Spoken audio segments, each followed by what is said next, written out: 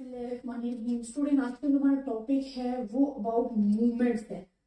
ये बड़े ही important topic है, बट बहुत ज्यादा स्टूडेंट्स कहते हैं कि हमें मैम मूवमेंट्स की समझ नहीं आती। कभी आप मूवमेंट्स के लिए कौन सा फार्मूला यूज कर रहे होते हैं, कभी कौन सा। स्टूडेंट आज का जो लेक्चर है ना, मैं आपकी जो कंफ्यूजन है रिलेटेड टू मूवमेंट्स वो जो है रिमूव करूंगी।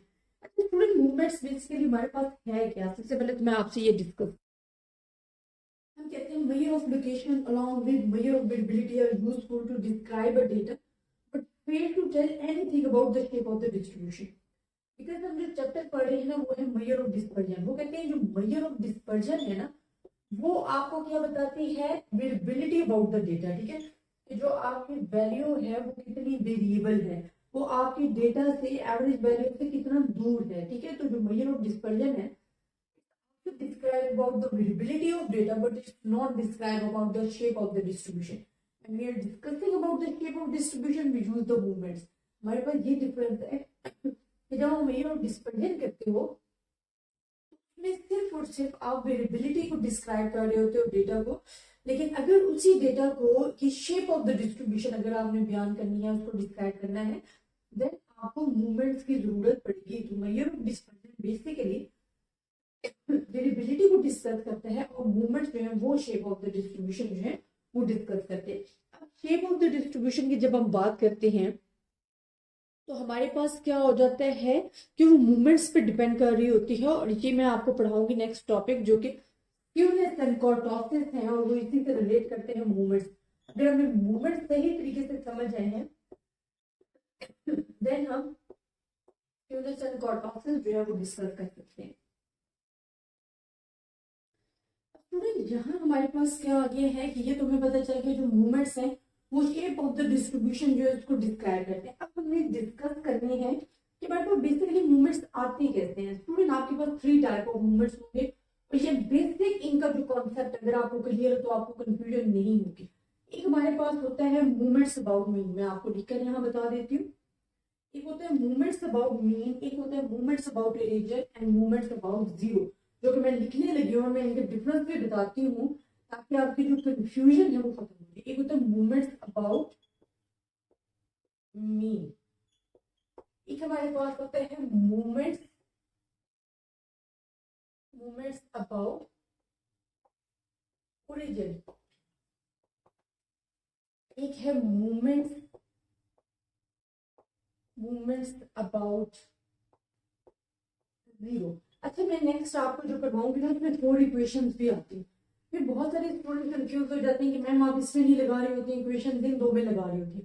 तो स्टूडेंट उसका मेथड भी मैं आपको नेक्स्ट लेक्चर्स में साथ साथ बताती जाऊंगी। सबसे पहले हमारे पास क्या है? Movements about mean. अच्छा इन तीनों में आपके पास जो डेटा आएंगे, वो जो फार्मूलाज आएंगे वो with frequency and without frequency आएंगे। वो इन सब के लिए होगा। ठीक है, कि आपके पास विद फ्रीक्वेंसी जिसमें फ्रीक्वेंसी इन्वॉल्व होगी और विदाउट फ्रीक्वेंसी जिसमें फ्रीक्वेंसी इन्वॉल्व नहीं होगी। इनके फार्मूलाज आपने याद रखने, और इनके फार्मूलाज इतने डिफिकल्ट नहीं है। सिर्फ और सिर्फ फर्क कहाँ पे आ जाएगा? इंक्रीज करना होगा या उसको रिमूव करना होगा। अगर विदाउट फ्रीक्वेंसी है तो इसमें एफ जो है वो स्किप हो जाएगा, अगर विद फ्रीक्वेंसी है तो इसमें ऐड हो जाएगा।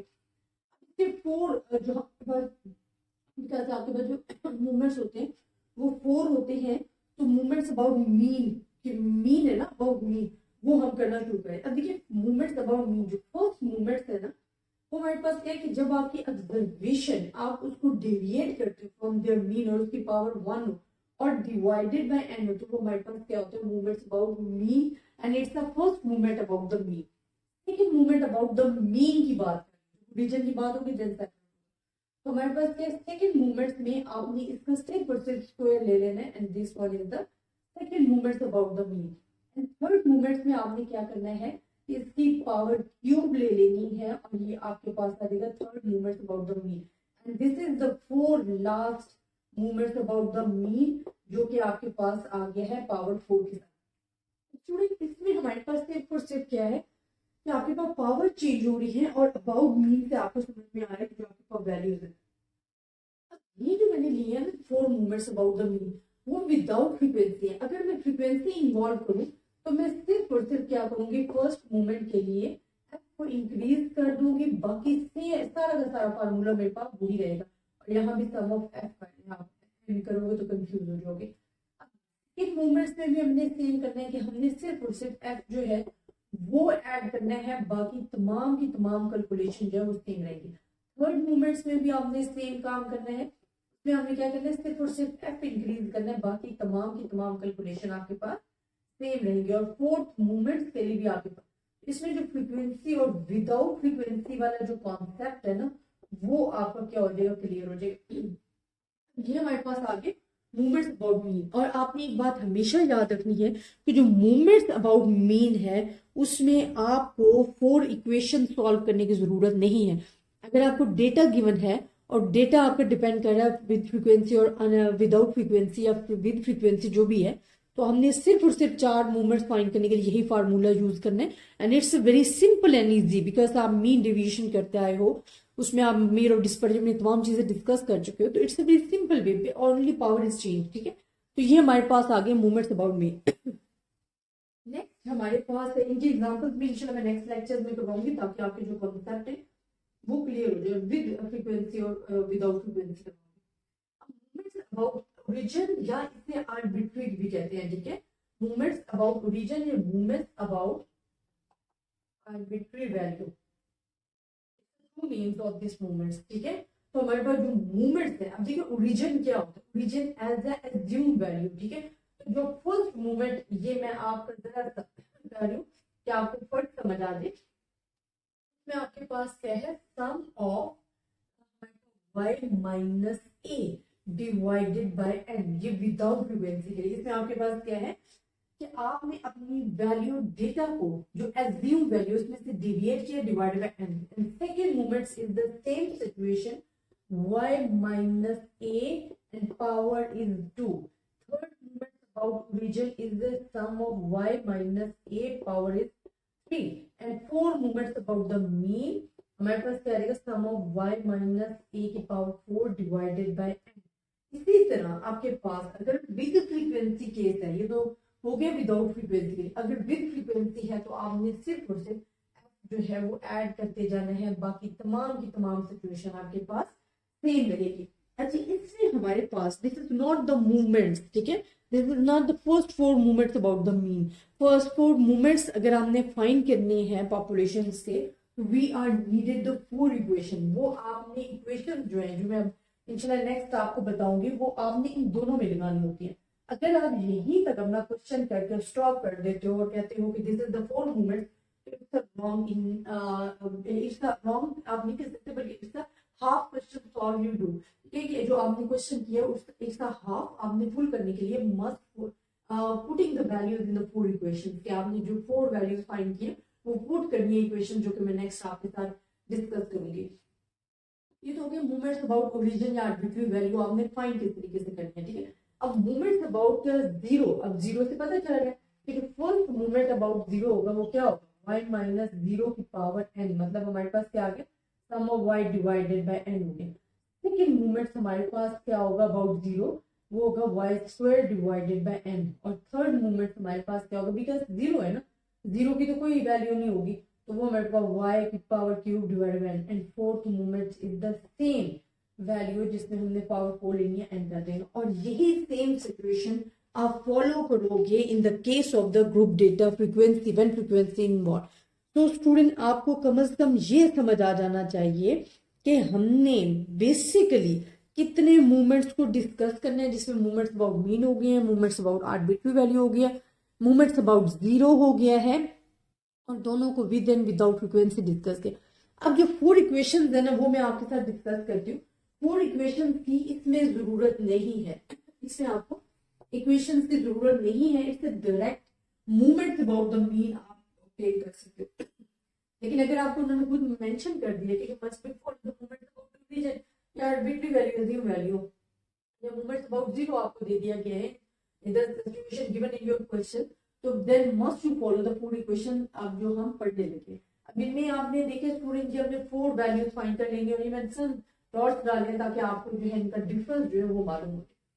ये मूवमेंट्स के जो सेम फार्मूलाज थे, तो इसमें इसको कट कर रही हूँ, बाकी मैं आपको इक्वेशन लिखकर देने लगी। इक्वेशन बहुत सारे स्टूडेंट कहते हैं कि मैम हम इक्वेशंस को याद कैसे रखें, तो याद करने का मैं एक क्लू भी आपको दे देती हूँ। ताकि आप लोगों को ज्यादा मसला ना हो। अब इसमें जो फर्स्ट मूवमेंट्स अबाउट मीन हमारे पास होता है is always equal to zero. ये आपने पढ़ा भी हुआ है कि जो फर्स्ट मूवमेंट अबाउट मीन है is always equal to zero. अगर इसे आप डायरेक्ट भी लिख दोगे तो it's not a second movement से आपने याद रखना। देखिए सेकंड मूवमेंट से आपके पास क्या होगा, हम सेकंड मूवमेंट पढ़ने लगे ना, आपने जो ये वैल्यू फाइंड की होगी ये लिखनी है माइनस, इससे प्रीवियस मूवमेंट क्या है 1 है, 1 की आपने पावर क्या ले ली है 2 because we are following the second movements. ये आपको एक याद करने का तरीका भी बताया। थर्ड मूवमेंट्स जो आपने फाइंड करने हैं बिकॉज थर्ड मूवमेंट्स करें, यहाँ आपने थर्ड की वैल्यू लेनी है, यहाँ आपने 2 इससे 1 था ना, यहाँ 2 ले लें एंड 1 वही सेम आएगा लेकिन यहाँ पे पावर क्यूब आएगी बिकॉज थर्ड मूवमेंट। ये याद रखने का आपको मेथड बता रही हूँ। और यहाँ पे 3 एंड 1 जो रिमेनिंग है एंड 2 हमारे पास आ जाएगा। अब fourth movement about the mean हमारे पास है बिकॉज 4 कर रहे हैं, आपने इसे 4 लिखना है। देन नेक्स्ट आपने लास्ट देखें यहाँ पे 2 तो नहीं, यहाँ पे 3 और m1 जो आपका क्या है इसकी पावर 4। यहाँ पे आपने इसको याद रखना होगा, एक में आएगा m3 एंड m1 प्लस 6 हमारे पास क्या आएगा m2 एंड m1 की पावर स्क्वायर। ये आपको जो है ये याद रखना पड़ेगा, बाकी आपके पास है। तो स्टूडेंट ये 4 इक्वेशंस हैं कि जब हमने मूवमेंट्स अबाउट ओरिजिन या मूवमेंट्स अबाउट जीरो किया है तो you must be follow these 4 equations and इनके अंदर हमने अपनी वैल्यूज पुट करनी है। Then you have find the first 4 movements about the mean. तो मूवमेंट्स बेसिकली आपके पास क्या होते हैं कि मूवमेंट्स जो measure of dispersion is also discuss about the variability of data but they are not describing about the shape of the distribution. When we need the shape of the distribution we must be follow the movement. So this is the topic and this is the most important topic जो कि exams में भी बहुत आता है because कॉर्टोसिस and skewness से must question आते हैं। तो ये स्टूडेंट आपने अच्छे तरीके से समझना है। इंशाल्लाह नेक्स्ट लेक्चर्स में मैं इनकी एग्जांपल्स करवाऊंगी ताकि आपको क्लियरली समझ आ जाए कि बेसिकली हमने इसे कैसे सॉल्व करना है।